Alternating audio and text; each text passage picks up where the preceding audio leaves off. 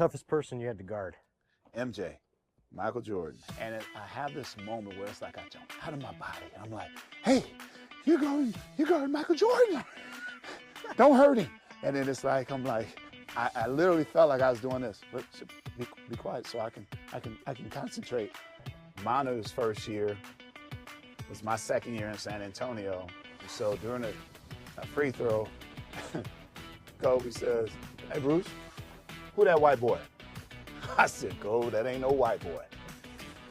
That boy from Argentina. And he got something to him. Tony was having dinner with the French president in 19. Whoever the president was in 1990, if I'm sitting across from him at a dinner, I'm probably just as scared and he's like a piece of bread.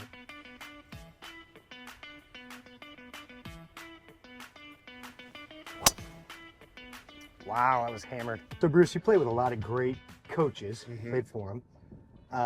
Why was Greg Popovich such a great leader as a coach? You know, I really believe that it's the aspect of his military training early on in life. Because think about all the soldiers that you have to deal with in the Air Force. You know, you have a lot of different people that they react to things in a different way. And so you have to figure out, how do I connect with that individual? Because I have so many and it has to be quick. You can't waste time, right? Right. And so I think his ability was more or less based off of the fact that he kept it really, really simple as to who you are and what we do. There's this reporter one time was like, hey, Pop, you know, that play 4 down that you used for Timmy, it's amazing. And he was able to say, well, you know, when I was at Pomona Pitzer, no one thought 4 down was amazing. It was just another play. But when you put it towards someone who has the ability of being the best power forward to ever play the game, now I become a genius. Yeah. I'm not a genius. This is just a byproduct of having the right people. Not a lot of coaches will do that. Right. He didn't take it on himself. Right. He passed the buck like, no, it's because of Tim. It's because of that. Even in moments where it's thick and it's tight, and he's like, Bruce, I need you to do this, this, and that. Then he comes back with, but you know what? You didn't make the NBA, I didn't, Bruce. And it kept that, there's that human aspect of a little humility. A lot of humility. Yeah. I mean, and he's done more for others in life than you'll ever know, and he'll never share the things that he's done for others in life. I mean, even in restaurants here, he's a foodie, big foodie. I say he's owned or been part owner of at least 5 restaurants here. And because he understands how difficult that business is, hey, I love what you do. I want you to continue on. I'll help you. You don't get that from a lot of people. No. And so that would be, you know, one of many things that I could say about Pop, but it is truly special about who he is and what he does. That's awesome.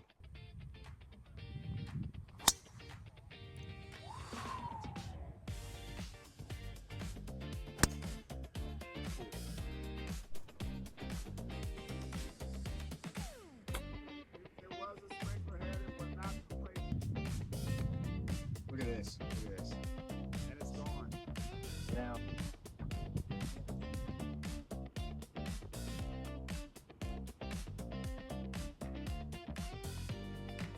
Yeah, see that? That's the thing of this game. You just take something like that and just play, okay.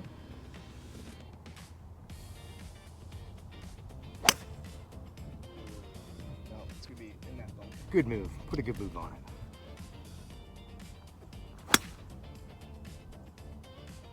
You gotta work on my aim.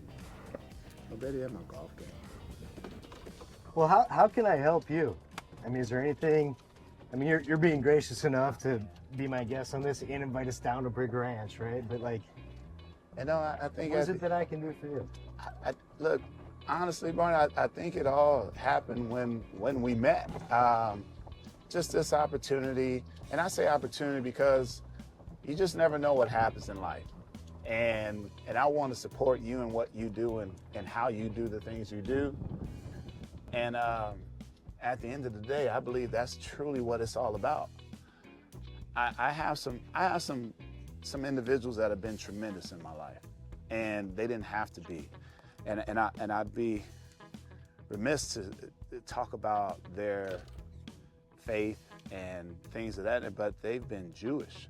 They're Jewish, and I marvel at how they. Oh, Bruce, I know someone, and it's like, but they don't want anything in return. Right. And like, I was blown away because think about like what I've done in life. Everybody, hey Bruce, can you, by the way, I introduced you to someone, so can you do something for me? Yeah. And this isn't about money or anything other than making my experience in life a little better.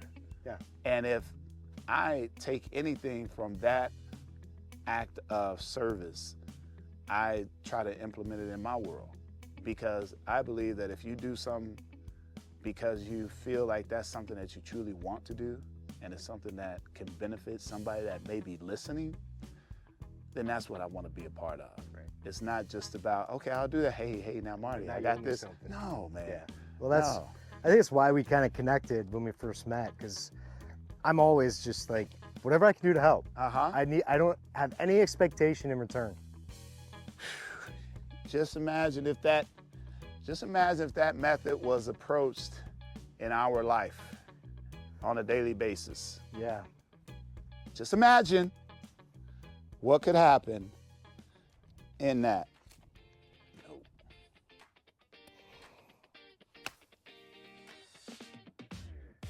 Okay.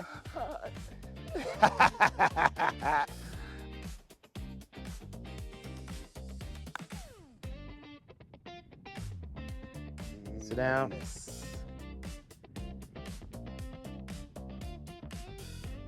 Well, golf, just like life, you just got to keep showing up. At some point, it's going to work out, but you got to believe. I still believe.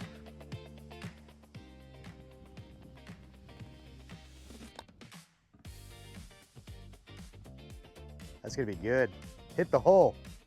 Boom! And that's how champions do it.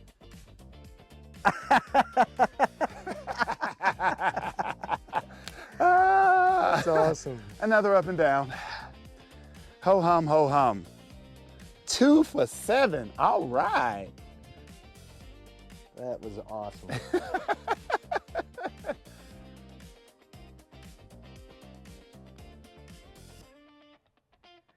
Go back, come back. Oh. Nice putt. Who was the toughest person you had to guard? MJ, Michael Jordan. When was that? Do That you remember was, that date? I remember the first time that it's not a lot of moments you can say that you beat the Bulls, especially in '98. But I was with Boston, and we're playing them, and he isolates me at the end of the first quarter, and I'm sitting here like this. I have this moment where it's like I jump out of my body. I'm like, hey, you're guarding Michael Jordan. Don't hurt him. And then it's like, I literally felt like I was doing this. But be quiet so I can concentrate. And he takes a shot, he misses, and I kid you not, I wanted to go like this. Oh, Mike, that was so good. that was so good. But obviously you can't do that. Well, no, you'll piss him off. Well, you'll piss him off, and then he'll look at you like a chump, and then next thing you know, he's just treating you like a rag dog. Right. Right. But that was one of the best moments for me, especially the first time I guarded him. I also had another moment where he's with the Wizards, and so at this time they were starting to enforce this new rule of offensive players, you can't lead with your elbows. Right. And he had the ball and he went like this to me, and I just went like that, and they're like, technical foul. And I was like, oh no, why'd you call a technical foul on Michael Jordan? And so he walks by me, says, I'm not getting another one, Bruce. And I'm like, but no, Mike, I don't want you to get another one. I want you on the floor with me. I want to have this interaction. Yeah. But he is a great competitor, man, and he competes in everything. Golf.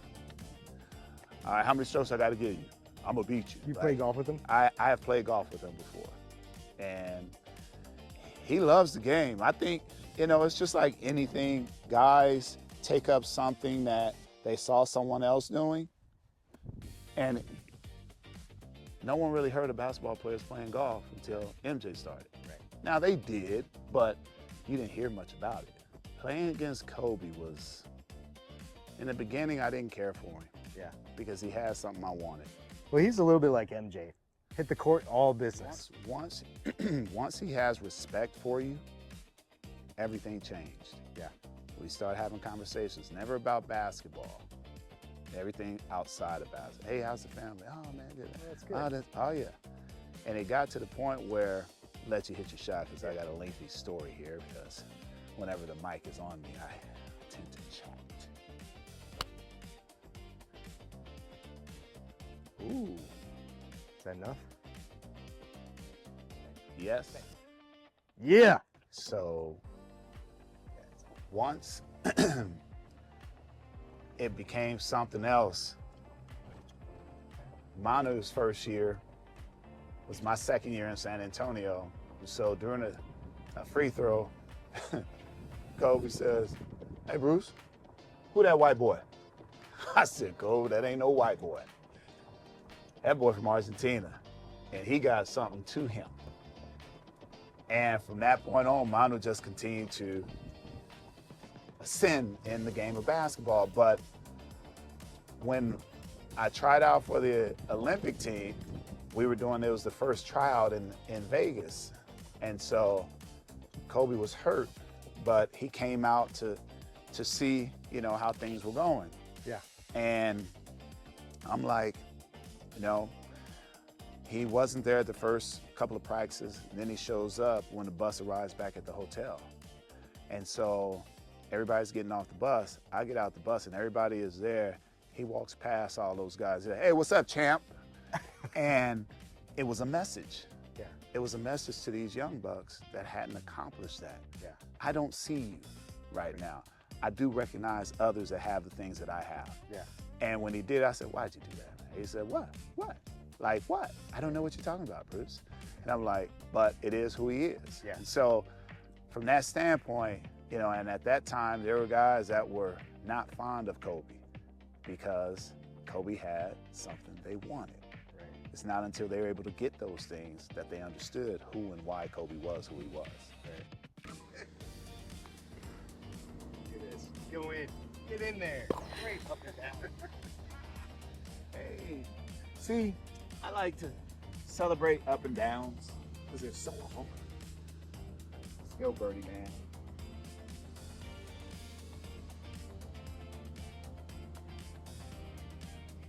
Oh. Never in doubt. Never a doubt. That's what winners do. That's what winners do. You finally reached the pinnacle of success. For some athletes, contentment starts to develop. Mm-hmm. And some, it becomes an addiction. Once I won an NBA championship, it was like, oh my goodness. I like being on top. Yeah. And that following year was even more pressure packed with not allowing contentment to ever get near my property. Right. I was all in on not just winning, but being a better version of our group as a team. See, the difference in that, people just heard winning. Right. But if you're being a better version of your group, now you're figuring out ways, and in the most adverse situations, how to navigate those areas and learn from those losses in those areas so that you can be a better group as compared to that one time we snuck out a W. Right. It means a lot. It's so different. So there's a book I just finished reading called Relentless by Tim Grover. Okay.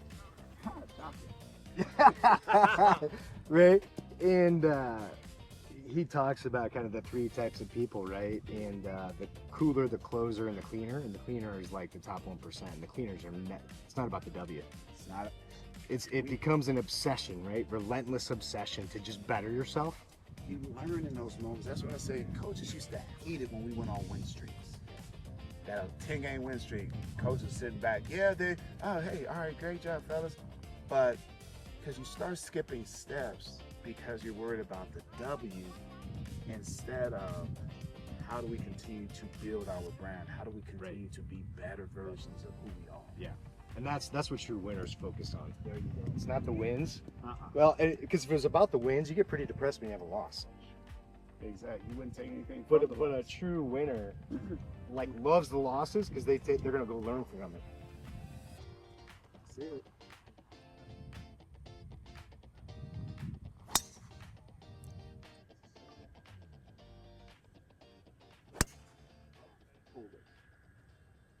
One of the best moments that was the last moment I had with Kobe. I had retired and I think this was his last year, and he wasn't playing that night, so he stayed in the back. And I came to the game to more or less kind of say hello to him, and we sat in the locker room and just talked basketball the whole game. And it was not a conversation where you're like, oh man, look at the time. We were talking about the state of the game, and I was coaching my kids at the time, and he was in the process of starting to coach Gigi. Okay. So, we were just bouncing certain ideas, but more importantly, we were reinforcing things that we understood was necessary for the kids today. So today, you've been retired for a while. But do you still have some really close friends from the playing days? I do. And what happens from time to time, though, you get so consumed with your everyday with someone. Mm-hmm. And then you think because of a relationship, I got to have that every day with someone. Mm-hmm. And it was a byproduct of the job. Yeah. And so that's why, for example, when I see David Robinson, we'll go grab coffee or something, and we spend 4 hours with each other. Yeah. Because it's already been something planted there. Yeah. And so what you have to guard against is treating others like what you did with the guys you played with. How did they earn your respect? What did you do to enhance that process a little bit better or a little bit more? Yeah. And we're talking about people that just want, hey, you guys have something in common. And now you're like, okay, well, if you really like it, how willing are you to go in after it each and every time? And it's like, hey, you don't have to be that intense. This is not life or death. We're talking about pick up at the school. That's right. all. They ask if you pick up the child. That's all. Right. Oh, okay, I can do that. I don't have to make the kid run, at least 2 blocks to catch a ride with me. Because that's what I had to do. I mean, because let alone catch a ride, man. I walked to school. But, it's Tim and I, our kids played together on the same AAU team. So we were together a lot in the summer. Manu, when I see him, it's great times. And then Tony, what he's doing right now with his team in France is truly remarkable for somebody that's played at the highest level. Right.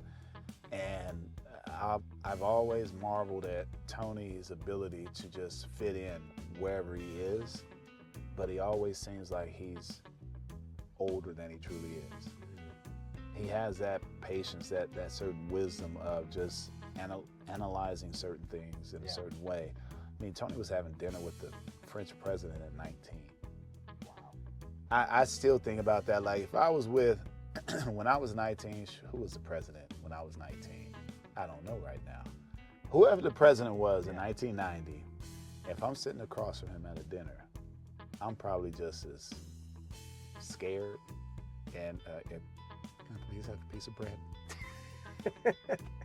Thank you. Reach over for it, spill my glass of water or something. Yeah. That's what I think I would do. Yeah. Because I just, I mean, obviously you know how to handle yourself, but it's just, you think about those things and someone like at that time, me at 19, I think the biggest person I had been around was maybe another basketball player that hadn't made it to the NBA just yet. Right. So they weren't big. Right. Yeah.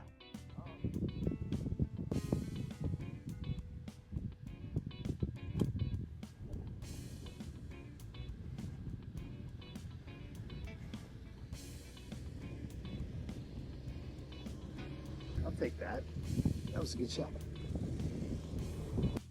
I just want to give my kids and others a better opportunity at the game the way I learned it, because so many people are teaching it a different way now. And it was one of the best things that I could ever have done. Not just from a standpoint of, like, people say, oh, it keeps your motivation and your competitive juices going. No, it was just because you see the result of what kids do when it comes to helping shape and mentor young men. So that was it.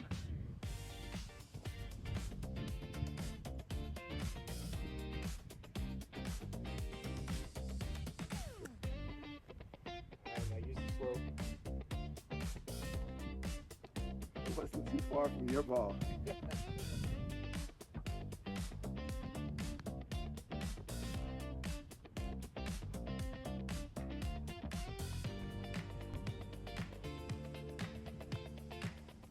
You gotta hit it, Mark. You gotta hit it. Oh man. You gotta hit that ball a little harder. Let's clean this a little bit. So this is Bruce Bowen's ball. And then just because he wants to. Let's go. I love it. I'm keeping this. He's gonna sign it. I'm gonna keep it. What, did you hear that someone called me Chauncey Billups?